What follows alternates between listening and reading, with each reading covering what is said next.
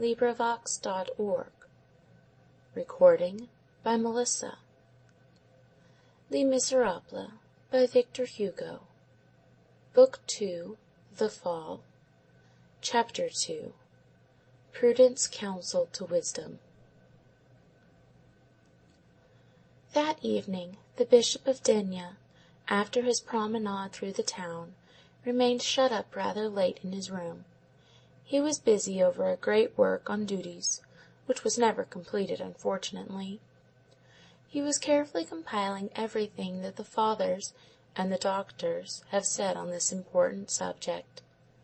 His book was divided into two parts: firstly, the duties of all, and secondly, the duties of each individual, according to the class to which he belongs. The duties of all are the great duties. There are 4 of these. St. Matthew points them out: duties toward God, Matthew 6; duties towards oneself, Matthew 5:29 and 30; duties towards one neighbor, Matthew 7:12; duties towards animals, Matthew 6:20 and 25. As for the other duties, the bishop found them pointed out and prescribed elsewhere: to sovereigns and subjects, in the epistles to the Romans; to magistrates, to wives, to mothers, to young men, by St. Peter; to husbands, fathers, children, and servants, in the epistle to the Ephesians; to the faithful, in the epistle to the Hebrews; to virgins, in the epistle to the Corinthians.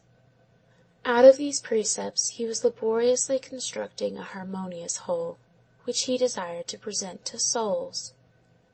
At 8 o'clock he was still at work, writing with a good deal of inconvenience, upon little squares of paper, with a big book open on his knees, when Madame Magloire entered, according to her wont, to get the silverware from the cupboard near his bed.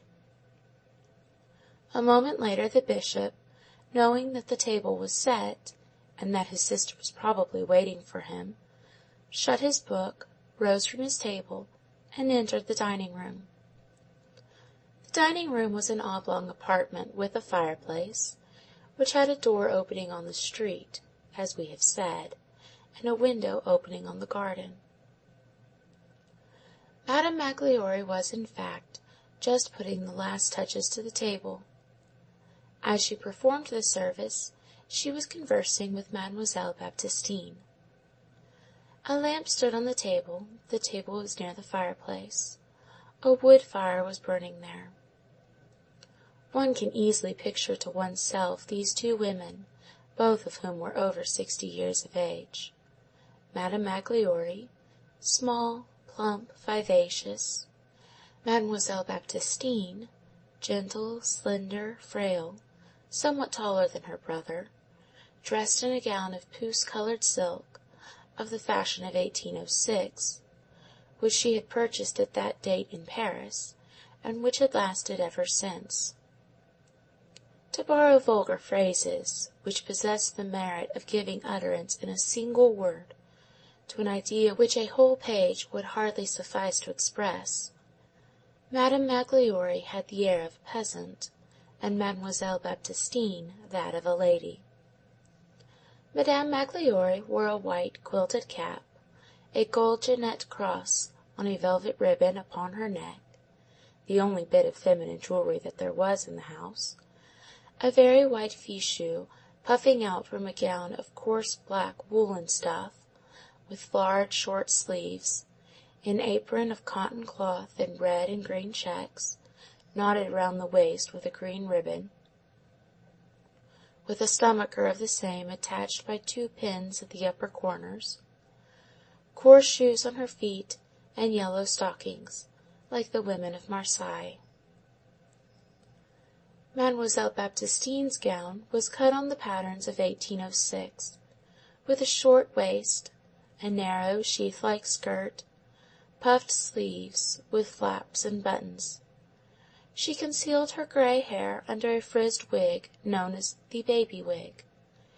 Madame Magloire had an intelligent, vivacious, and kindly air, the two corners of her mouth unequally raised, and her upper lip, which was larger than the lower, imparted to her a rather crabbed and imperious look.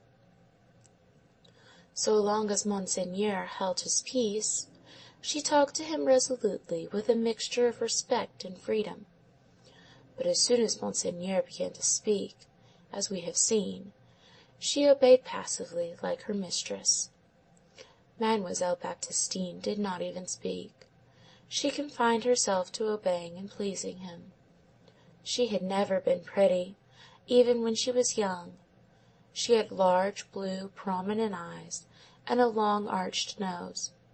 But her whole visage, her whole person, breathed forth an ineffable goodness, as we have stated in the beginning.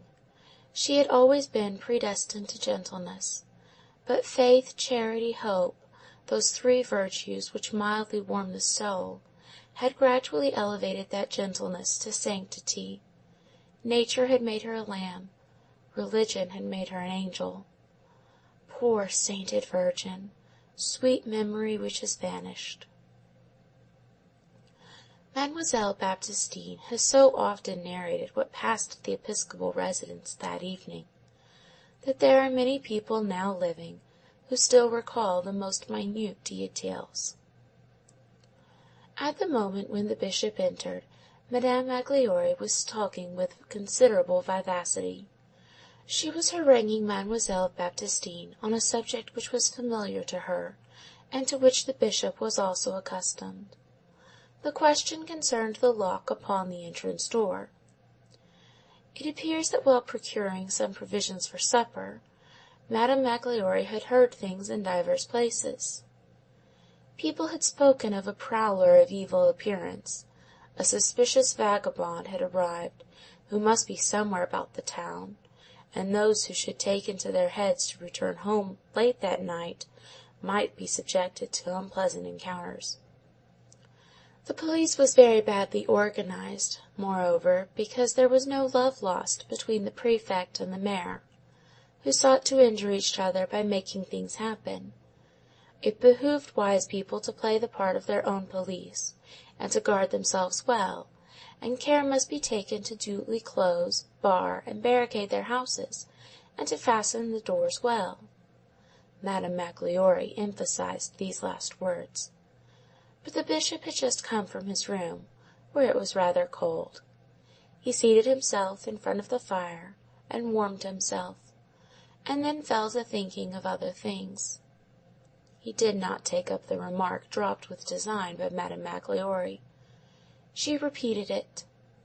Then Mademoiselle Baptistine, desirous of satisfying Madame Magloire, without displeasing her brother, ventured to say timidly, "Did you hear what Madame Magloire is saying, brother?" "I have heard something of it in a vague way," replied the bishop. Then, half turning in his chair, placing his hands on his knees, and raising towards the old servant woman his cordial face, which so easily grew joyous, and which was illuminated from below by the firelight, "Come, what is the matter? What is the matter? Are we in any great danger?" Then Madame Magloire began the whole story afresh, exaggerating it a little, without being aware of the fact. It appeared that a Bohemian, a barefooted vagabond, a sort of dangerous mendicant, was at that moment in the town. He had presented himself at Jacquin Laber's to obtain lodgings, but the latter had not been willing to take him in. He had been seen to arrive by the way of the Boulevard Gassendi, and roam about the streets in the gloaming, a gallows bird with a terrible face. "Really," said the bishop. This willingness to interrogate encouraged Madame Magloire. It seemed to her to indicate that the bishop was on the point of becoming alarmed. She pursued triumphantly, "Yes, monseigneur, that is how it is. There will be some sort of catastrophe in this town to-night. Every one says so, and withal, the police is so badly regulated. A useful repetition.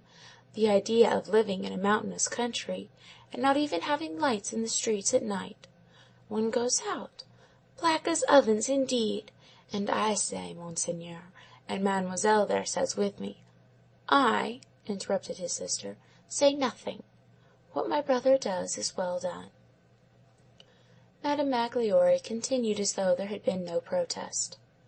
"We say that this house is not safe at all; that if Monseigneur will permit, I will go and tell Paulin Mouspoi, the locksmith, to come and replace the ancient locks on the door. We have them, and it is only the word of a moment; for I say that nothing is more terrible than a door which can be opened from the outside with a latch by the first passer-by, and I say that we need bolts, Monseigneur, if only for this night. Moreover, Monseigneur has the habit of always saying, 'Come in,' and besides, even in the middle of the night. Oh, mon Dieu! There is no need to ask permission." At that moment there came a tolerably violent knock on the door. "Come in," said the bishop.